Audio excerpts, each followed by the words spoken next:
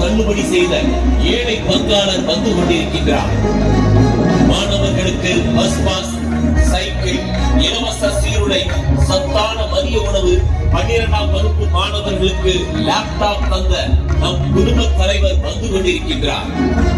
சிறுபான்மை மக்களுக்கு எதிரான அநியாயங்களை வேறறுக்கும் சிறுபான்மை மக்களின் பாதுகாவலர் வந்து கொண்டிருக்கின்றார்.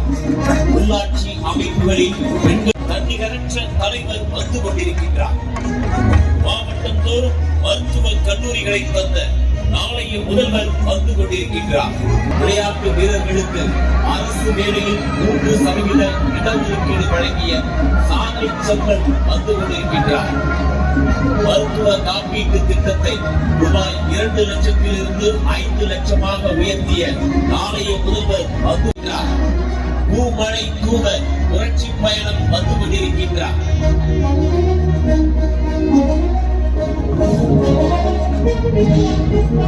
எடப்பாடி கே. பழனிசாமி என்னும் நலத்திட்டங்களால் நல்லாட்சி தந்த பொன்பன செம்மலின் புரட்சி நாயகர் வந்து கொண்டிருக்கின்றார். எதிரிகளின் சூழ்ச்சியை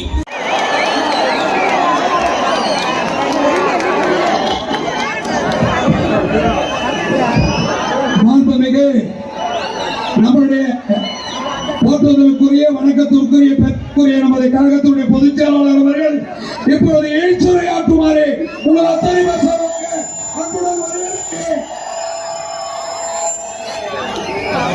பொன்மனச்சம்மல் புரட்சி தலைவர் எம்ஜிஆர்,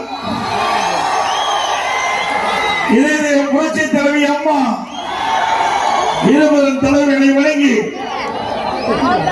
இந்த எழுச்சி பயண நிகழ்ச்சியிலே தலைமையாற்றிய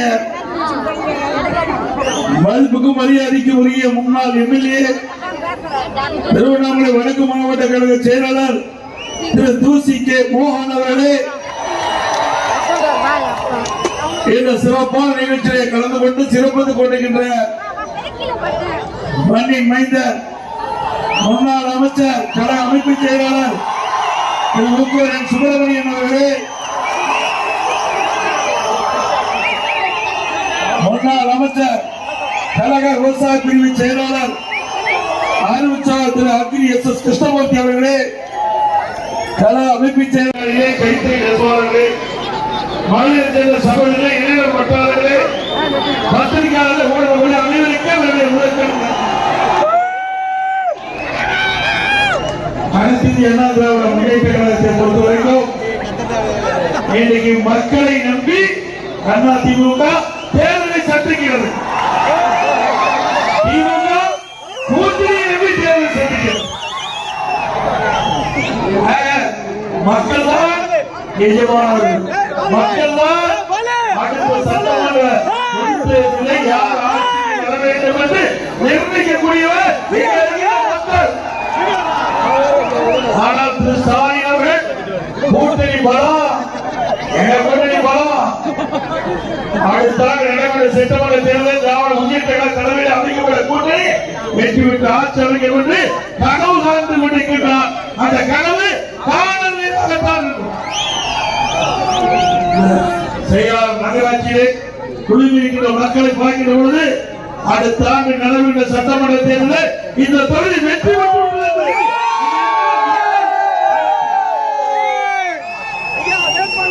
கிராமத்துல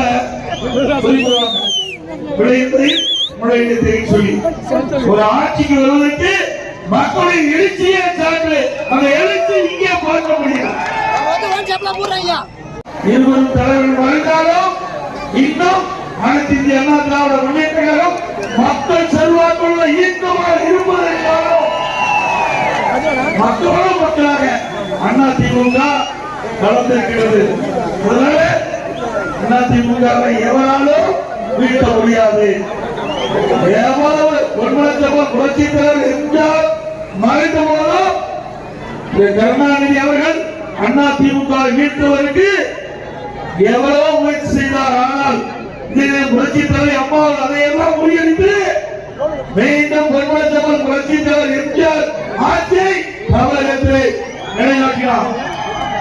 அதை எவ்வளவோ பிரச்சனைகள் உருவாக்கினாலும் அத்தனை பிரச்சனைகள் தூளாக்கப்பட்டு அனைத்து அண்ணா திராவிட முன்னேற்ற பலம் பொருந்திய கட்சியாக இன்னும் இருந்து கொண்டிருக்கிறது. ஆகவே அனைத்து இந்திய அண்ணா திராவிட முன்னேற்ற கழக ஆட்சி ஒரு பொற்கால ஆட்சி என்பதை இன்றையும் மக்கள் பேசிக் கொண்டிருக்கிறார்.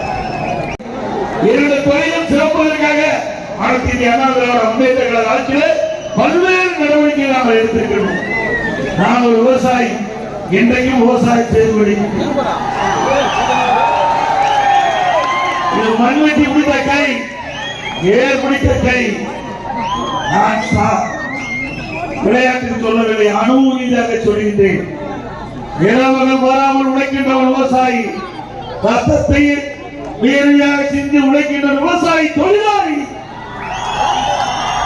இரண்டு பேரும் கடினப்பட்டு உழைத்து இந்த நாட்டு மக்களுக்கு உணவளிக்கின்ற ஜீவன்கள் விவசாயி, விவசாயி தொழிலாளி. அப்படிப்பட்ட தொழில் சிறப்பதற்காக அனைத்து இந்திய அண்ணா திராவிட முன்னேற்ற கழக ஆட்சியில் பல்வேறு திட்டங்களை கொண்டு வந்து நிறைவேற்றி அந்த தமிழகத்தை வேளாண் பணி சிறந்து 2014 அம்மா கொடுக்கப்பட்ட வாக்குறுதி வெற்றி பெற்றது. விவசாயிகளுடைய பயிர்கள் தள்ளுபடி செஞ்சாங்க. கொரோனா காலம் விவசாயிகள் இடத்துல உழைத்தார். அவருடைய கோரிக்கையை 2021 ஆண்டு 12,100 கோடி தொடக்க வேளாண் கூட்டுறவு விவசாய வாங்கி பயிர்கள் தள்ளுபடி செய்த அரசாங்கம் திமுக அரசாங்கம்.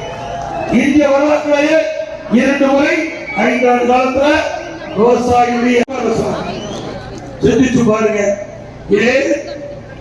கருணாநிதி ஆட்சி இருக்கிற பொழுது விவசாயிகள் தங்களுடைய பம்பு செட்டுக்கு நிர்ணயிக்கப்பட்ட யூனிட் 1 பைசா குறைக்க வேண்டும் போராட்டம் பண்ண. 1 பைசா அப்பொழுது மின்கட்டணம் பம்பு செட்டுக்கு மின்கட்டணம் இருந்தது. இங்க தமிழ்நாடு முழு விவசாயிகள் மின்கட்டணம் குறைக்க வேண்டும் என்று ஆர்ப்பாட்ட போராட்டம் நடத்தினார்கள். அப்பொழுது பல பேரை சுட்டு வீழ்த்திய அரசாங்கம் திமுக அரசாங்கம். 1 பைசா குறைப்பதற்கு விவசாயி போராடினார். எங்களுடைய சேலம் மாவட்டம் பெத்தராகி பாளையத்தில் 9 பேர் சுட்டு வீழ்த்தப்பட்டாங்க. கோயம்புத்தூர் மாவட்டம் பெருமாநல்லூர்ல இன்றைய தினமும் நினைவு சின்னம் வருகின்றது. இந்த அரசு விவசாயிகளுக்கு விரோதமான அரசு என்பதை நேரத்தில் சுட்டிக்காட்ட விடுகின்றேன். விவசாயிகள் இந்த அரசு என்ன செய்தது இந்த 4 ஆண்டு காலத்தை சிந்திச்சு பாருங்க. இன்னைக்கு உணவு உற்பத்தி பெருக்கினா விலைவாசி குறையும். அந்த உணவு உற்பத்தியை பெருக்கக்கூடிய நபர்கள் விவசாயி அதை அனைத்து இந்திய அண்ணா திராவிட முன்னேற்ற கழக அரசு சரியான பாதையிலே விவசாயிகளை கொண்டு செல்வது என்பதை நேரத்தில் எண்ணி பார்க்க வேண்டும். மழை காலத்திலே பெய்கின்ற நீர் முழுவதும் சேமித்து வைக்கிறதற்காக அண்ணா திமுக ஆட்சியில் குடிமராமத்து திட்டத்தை கொண்டு வந்து நிறைவேற்றி அந்த ஏரி குளங்கள் எல்லாம் ஆழப்படுத்தி அந்த வண்டங்கன் விவசாய நிலங்களுக்கு இயற்கை உரமாக பயன்படுத்தி நல்ல விளைச்சல் கிடைத்தது.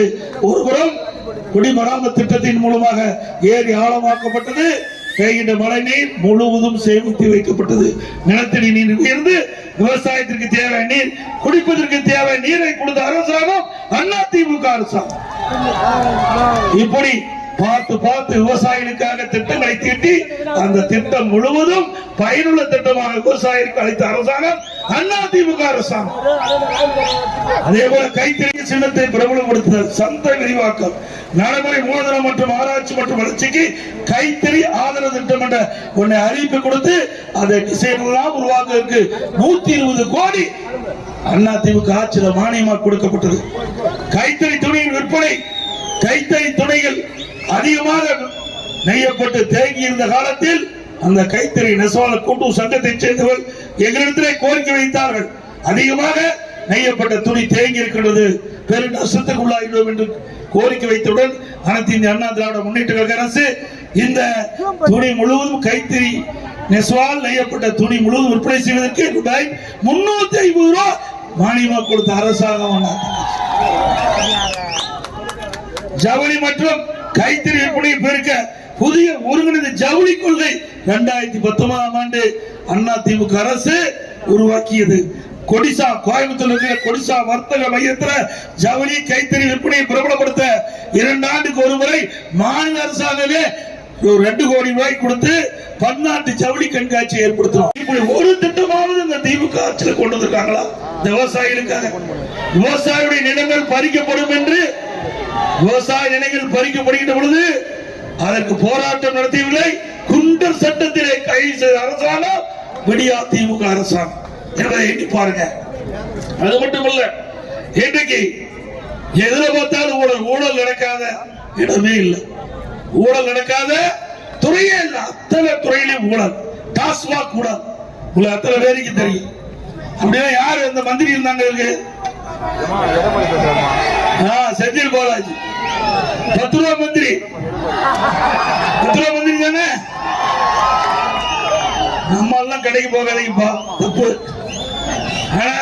கடைக்கு போய் பாட்டில் வாங்கினா 10 ரூபாய் அதிகமா கொடுத்தா தான் அந்த பாட்டில் கொடுக்குறாங்க கடைக்காரன், விற்பனையாளர்.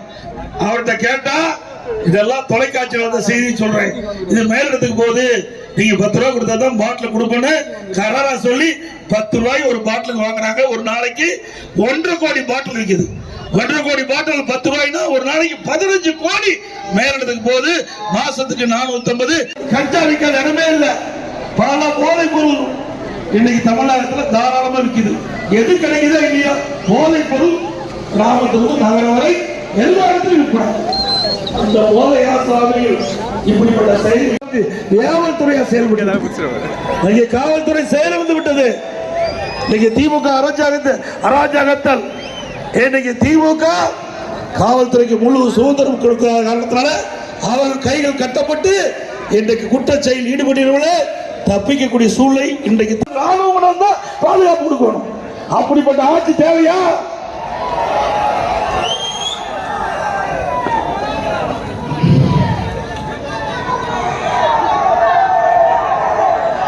திராவிட முன்னேற்ற கழகம் ஆட்சிக்கு வருவதற்கு முன்னே 520 சுருங்கி 50 நாள் ஆகி போச்சு. அவருக்கு கொடுக்கின்ற சம்பளம் இந்த முழுமையா கொடுக்கல. ஆளுங்கட்சி கட்சி திமுக, ஆனா எதிர்க்கட்சியாக இருக்கின்ற அண்ணா திமுக மத்திய அதை குறிப்பிட்டு அந்த ஏழைகள் இதை நம்பித்தான் வாழ்ந்து கொண்டிருக்கிறார்கள். இந்த ஊதியத்தை நம்பி உடனே விடுவிக்க வேண்டும் என்று கேட்டுக் கொண்டிருக்கிறார்கள். அப்படிப்பட்ட மாணவர்களுக்கு கொடுக்கிற அந்த அற்புதமான திட்டத்தை நிறுத்தி அரசாங்கம் வர வேண்டுமா?